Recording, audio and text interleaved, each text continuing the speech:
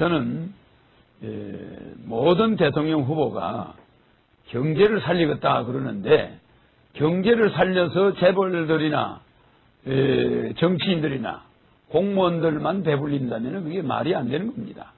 그래서 우리나라 경제가 세계 11인데 우리 국민들이 느끼는 불안감이나 어려움은 세계에서 아주 꼴찌에서 몇 등째 갑니다. 이건 뭐냐? 경제를 살리긴 살렸는데 특권층들만 살리는 거예요. 그 경제의 이익은 특권층이 다 가져가는 거예요. 현대중공업 주식값이 19,500원 하던 게 예를 들어서 39만 원이 올라갔다는 것, 35만 원을 넘었어. 불과 몇 년 사이에. 그러니까 19,000원 하던 주식값이 35만 원, 39만 원 오르락내리락. 누가 일하고 싶겠습니까? 말하자면은 경제지표가 GDP는 8천억 불인데 국민 총생산은 800조인데 그 사람들이 주식값으로 올라간 돈이 900조예요. 9천억 불이야, 9천억 불. 그러니까 가만 앉아서 실제 주식값 액면 발행가는 70조예요. 아니 70조의 주식 발행가가 900조가 됐다 이 말입니다. 국민 총생산을 120% 오버해버렸어요. 그러니까 가만 앉아서 그렇게 경제 성장을 몽땅 그 사람들이 다 가져가는 거예요. 다 가져갑니다. 그러다 보니까 중산층 서민들은 돈 구입을 할 수가 없어요. 이거는 완전히 노예라니까. 무슨 노예냐? 애들 사교육비, 학비, 그저 먹고 사는 거 이런 거 완전 노예처럼 개미 쳇바퀴 도는 거예요. 여유롭게 살 수가 없고 책 한 권을 제대로 볼 수가 없고 남을 위해서 좀 사람이 남을 도와야 그게 성공한 사람인데 남은 얼마라도 돈이 생기면 시부모도 모시고 싶고 참 조카들도 잘해주고 싶고 참 친척들도 도와주고 싶고 누구 병원비도 좀 갖다 주고 싶고 누구 참 결혼하는데도 좀 도와주고 싶은데 이렇게 인간으로서 도리를 하나도 할 수가 없으니 이게 무슨 노예지 뭡니까? 그래서 경제 성장 그건 빛 좋은 개살구라. 우리 국민들한테는 국리를 기만하는 거예요. 경제를 말입니다. 688불에서 17,000불을 올려놨더니 그 열매는 다른 사람들이 싹 특권층들이 다 따먹었다 이 말입니다. 그래서 내가 대통령이 되면은 나는 경제 살린다. 이따고 말 안 한단 말입니다. 가정을 먼저 살리겠다.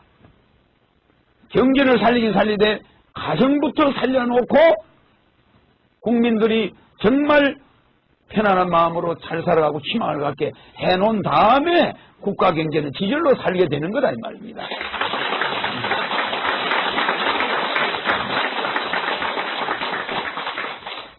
그래서 가정을 먼저 살리기 위해서 나는 가정 살리기 10대 혁명 공약이다. 그래서 가정 살리기 공약을 하니까 저런 또 정신 나간 사람이 어디 있냐. 다 그럴 겁니다. 그러나 나는 이 이야기를 하면서도 눈물이 나는 거예요. 내가 왜 이 이야기하면서 눈물이 나느냐? 내가 밥을 못 먹느냐? 아닙니다. 나는 얼마든지 무슨 IQ 432 밥을 못 먹어서 남의 가정을 살리겠다 하면서 내가 눈물을 흘리겠습니까? 나는 97년에 대통령 나갈 때 수백억의 돈을 써본 사람인데 돈이 없어서 내가 눈물을 흘리겠습니까? 너무나 우리 국민들이 겪는 거. 한 여성이 남편이 실업자금에 나와서 보험회사 가서 그 죽을 여러 남자들한테 시달려가면서 보험 하나 따겠다고 또 자기 모든 자존심을 버리고 나중에는 자살까지 할 정도가 되는 그 죽을 고비를 넘기면서 살아가는 여성들. 네트워크 회사 가서 그나마 남편 퇴직금 다 없애고 그나마 자식들을 봐서 살아있는 거지 개인의 자존심을 생각한다면 자살하고 싶은 사람이 대부분이에요.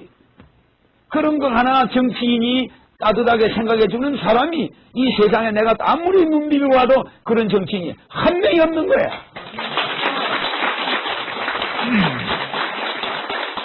그래서 나는 가정을 먼저 살려야 되겠다.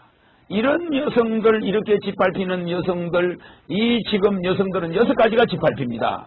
가정과 직장에서 짓밟히는 거예요. 이거 애들 교육과 직장에서 방황하는 거예요. 애 교육에 잘 매달리고 하면 이건 직장에 가서 돈을 벌어야 돼. 또 남편과 직장에서 방황하는 거예요. 남편은 빨리 안 들어온다고 또 난리지. 그러니까 여성들은 6가지에서 방황을 할 수밖에 없다. 남자들은 그렇진 않아요. 그래서 이 여성들은 건강과 직장에서 또 방황하는 거예요. 남성들처럼 건강하지 못하단 말입니다. 여성들이 여러 가지로. 그러니까 또 건강 때문에 건강이냐 직장이냐 또 가정이냐 남편이냐 자식이냐 돈 경제냐 이런 여성들의 어려움을 어느 정치인 하나가 가정을 살리겠다 하는 사람 내가 아직 본 적이 없습니다. 그래서 나는 이번 대통령 선거에 가정을 살리겠다. 그래서 이 공약은 반드시 하늘에서 실현시켜 줄 걸로 믿습니다. 65세 이상 노인들은 건국수당을 주겠다. 절대 복지 예산이 아닙니다.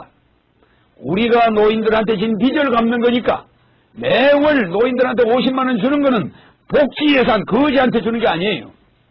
우리나라 노인 한 사람이 가지고 있는 재산은 남대문 시장 서울역에서 사는 노숙자 한 사람의 재산이 우리 국가가 가지고 있는 주식이나 국립공원이나 설악산이나 우리가 국가가 가지고 있는 모든 국유 재산을 놓으면 한 노인 한 사람의 재산이 300억이에요.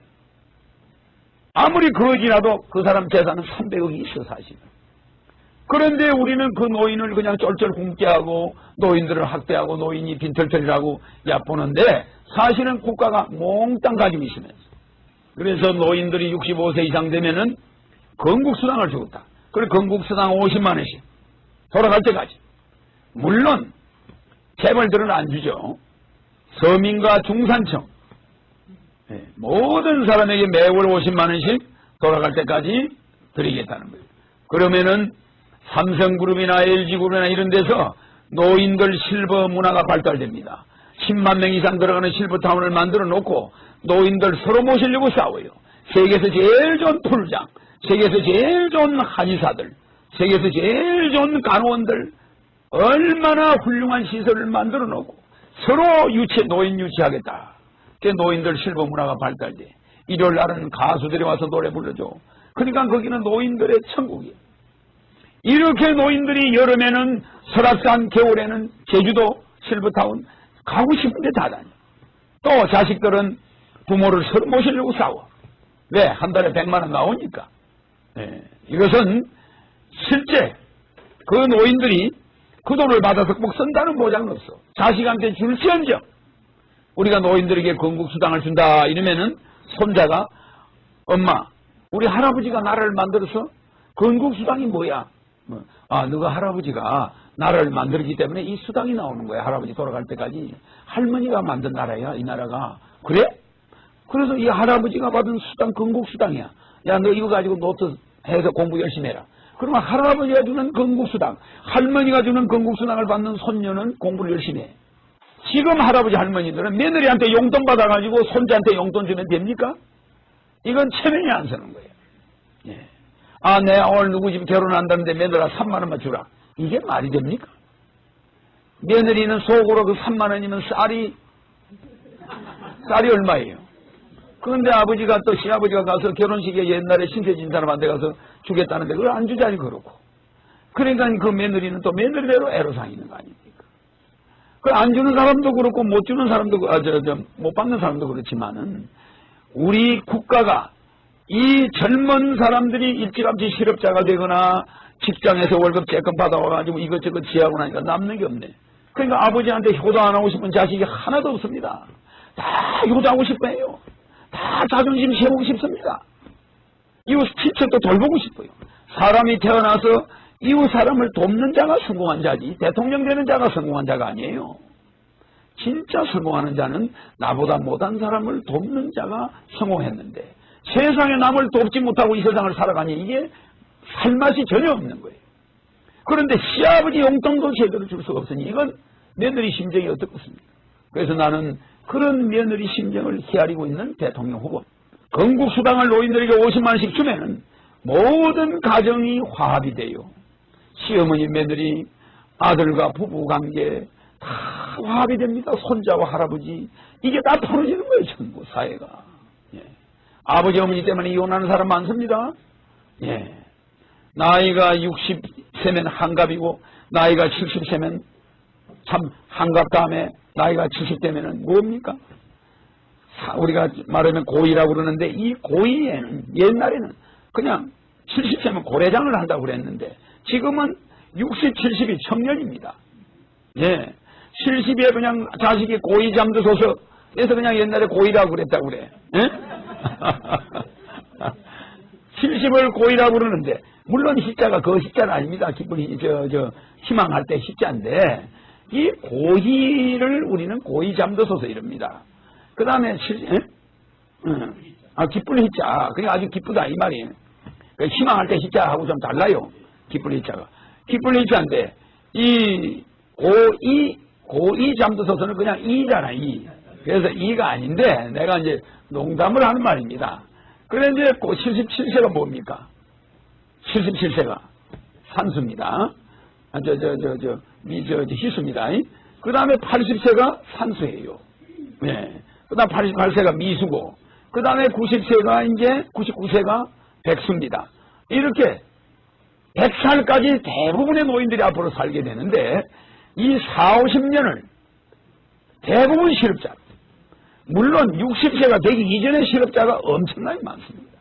그래서 나는 건국수당을 65세부터 주기 때문에 그 65세 미만은 뭘 해주느냐, 이거는 이제 또 건국수당 말고 또 내가 가정살리 공약에 들어있습니다.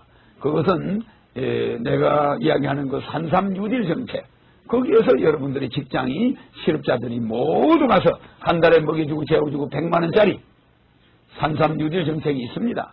있는데 이 건국수당은 사실 우리나라 국민들이, 우리 청년들이, 또 젊은 사람들이 노인들한테 효도할 수 있는 마음은 있으나 못하는 것, 이 문제를 완전히 해결하고 국가가 80%를 노인 문제를 해결해 줄 때 자녀들은 20% 정도만 부모한테 하면 되게끔 이래주면 모든 사람이 효자가 되는데, 지금은 그렇지 못해요. 자기 딸 자식, 자기 아들 자식 학비 하나 제대로 줄 처지가 못 되는 젊은이들이 수두를 한데 어머니 아버지까지 모시고 있고 맨날 아프다고 하면은 그게 고통스럽고 그렇죠. 그래서 제가 대통령이 되면 이 노인 문제를 완전히 해결해